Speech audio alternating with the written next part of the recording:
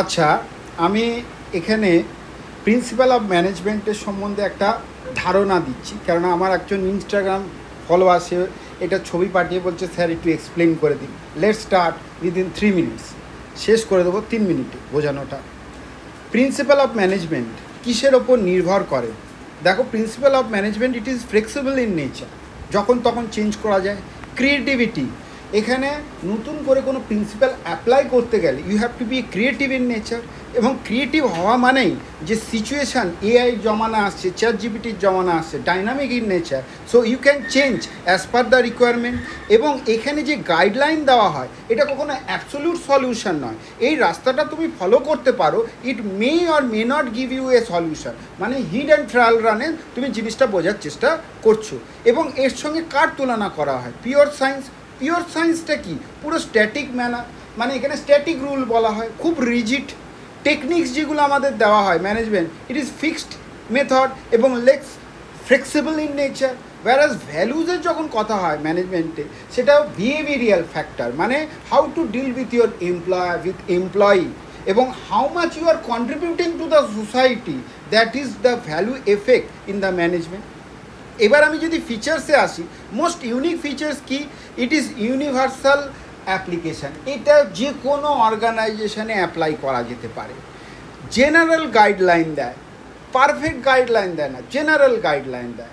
এটা আমরা অ্যাপ্লাই করি কি করে? হিড অ্যান্ড ট্রায়াল বেসিসে, মানে আজকে কোনো পলিসি অ্যাপ্লাই করলাম, এফেক্টিভ হলো কি হলো না তার আউটপুট বেসিসে আমরা এটা অ্যাপ্লিকেশন করি, তার মানে হিড অ্যান্ড ট্রায়াল বেসিসে। আর একটা কি? It is flexible in nature, adaptable হয়। আর কজ অ্যান্ড এফেক্ট, যেরকম প্যারেটো রুলস আছে, 20% কজ, 80% এফেক্ট। বাজে কাজ যদি করো 20%, তার এফেক্ট 80% হবে। সেরকমই আমার অর্গানাইজেশনে কোন কাজের জন্য এফেক্ট পড়ছে, তার মানে কজের সঙ্গে কোনো এফেক্টের রিলেশন আছে নাকি, সেটাকে আইডেন্টিফাই করতে কে সাহায্য করে? That is the nature of principal of management. এইবার আমরা আসি ইম্পর্টেন্স অফ ম্যানেজমেন্ট প্রিন্সিপাল। কি? রিয়েলিটি চেক করতে সাহায্য করে ম্যানেজারকে, যে বাস্তবের সঙ্গে আমি কি কাম মিলিয়ে চলছি নাকি, whether I am doing different thing আর the employ are doing different thing, আমি তাকে কাজের দায়িত্ব দিতে পারবো কি পারবো না, সেটার ব্যাপারে আমরা আইডিয়া পাই with the help of management principle. Social responsibility, ডেটলের স্বচ্ছ ভারত অভিযান যেটা করছে, তার মানে যা প্রফিট আসছে সেটা সোসাইটিকে দেওয়ার চেষ্টা করছে, that is social responsibility. Optimum utilisation of resources, মানে কি? ম্যাক্সিমাম আউটপুট করব লেস কস্ট দিয়ে, that is the policy of management principle. এবং চেঞ্জিং এনভায়রনমেন্টের অনুযায়ী ফ্লেক্সিবিলিটি আনবো। এবং ম্যানেজমেন্ট ট্রেনিং, যেরকম বিবিএ এমবিএ ট্রেনিং দেওয়া হয়, এডুকেশন দেওয়া হয়, রিসার্চ দেওয়া হয়, for what? For logical thinking, যাতে আমি অন্যভাবে অন্য কোনো রাস্তা ভাবতে পারি, that is the importance of management. এবার সায়েন্টিফিক ম্যানেজমেন্ট FW টেলর আবিষ্কার করে। এ কি বলছে? Science not a thumb rule. Science মানে কি? Think logically, not a thumb rule, মানে ডিক্টেটরশিপ ম্যানেজমেন্ট চলবে না, যা বলছি তাই করবে না। লজিক্যালি হারমোনি কাদের মধ্যে? এমপ্লয়ের মধ্যে, এবং যা প্রফিট হচ্ছে সেটাও শেয়ার করতে হবে ওয়ার্কারের মধ্যে। কোঅপারেশন মানে কি?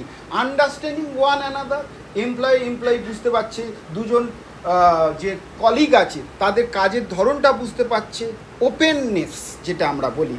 এবং ডেভেলপমেন্ট অফ ওয়ার্কারকে ডেভেলপমেন্ট কীভাবে করা যেতে পারে? প্রপার ট্রেনিং দিয়ে এবং সিলেক্টিং কারেক্ট এমপ্লয়ি। এখানে লাস্ট হচ্ছে টেকনিক অফ সায়েন্টিফিক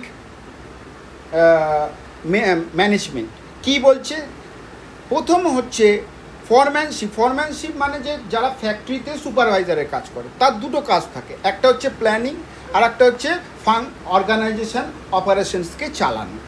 কিভাবে প্ল্যানিং করা? রুটিন কাজ কিভাবে হবে, ইনস্ট্রাকশন দেওয়া এটার পর কোন কাজটা করতে হবে, এবং কস্ট শিট বানানো, যে একটা প্রোডাক্ট বানাতে গেলে কি খরচা লাগতে পারে, এবং হ্যাপাজেটলি কোনো কাজ না করা, সিস্টেমেটিক্যালি কাজ করা। অপারেশনাল কাজটা কি? গ্যাং বস মানে কি? All the resource are should be available to the worker. Ideally না বসে থাকে, মেশিন নেই, মেটেরিয়াল নেই, এরকম না সিচুয়েশন না হয়। স্প্রেড বস মানে কি টাইমলি কমপ্লিশন, স্পিডি বস মানে তাড়াতাড়ি কাজ যাতে শেষ করা হয় সেটার ওপর নজর রাখা। Repair boss, no breakdown of machine, breakdown of machine হলে তো কাজ করবে না। আর ইন্সপেকশন করা যে ওয়ার্কাররা ঠিকভাবে কাজ করছে নাকি।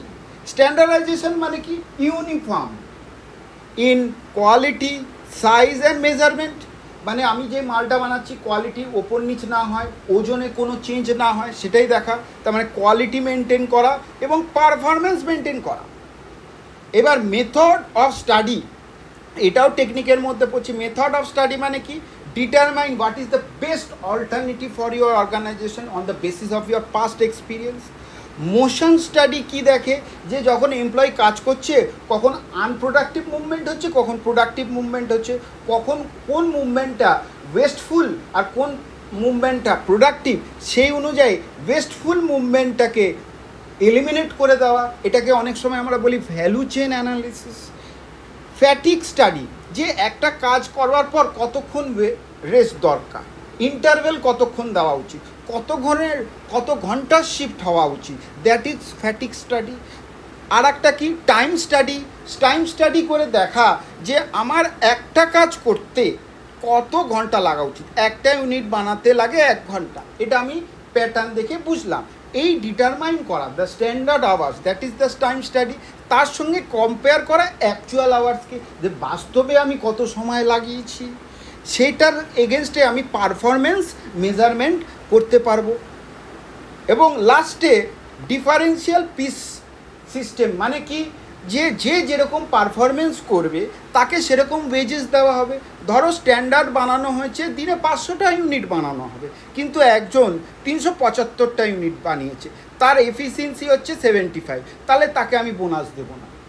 কে বানিয়েছে? ম্যানেজমেন্ট এই সিস্টেমটা বানিয়েছে। কেউ 90% এফিসিয়েন্সি দেখাচ্ছে, মানে 500 90% মানে 450, তাকে 10% বোনাস দেওয়া হবে। এই যে 1 টাকাটা লেখা হয়েছে পার ইউনিট বানাতে 1 টাকা দেবে, তার মানে 450 ইন্টু 1 450 প্লাস 450-এর ওপর 10% মানে 45, তাহলে টোটাল পেয়ে গেল 495।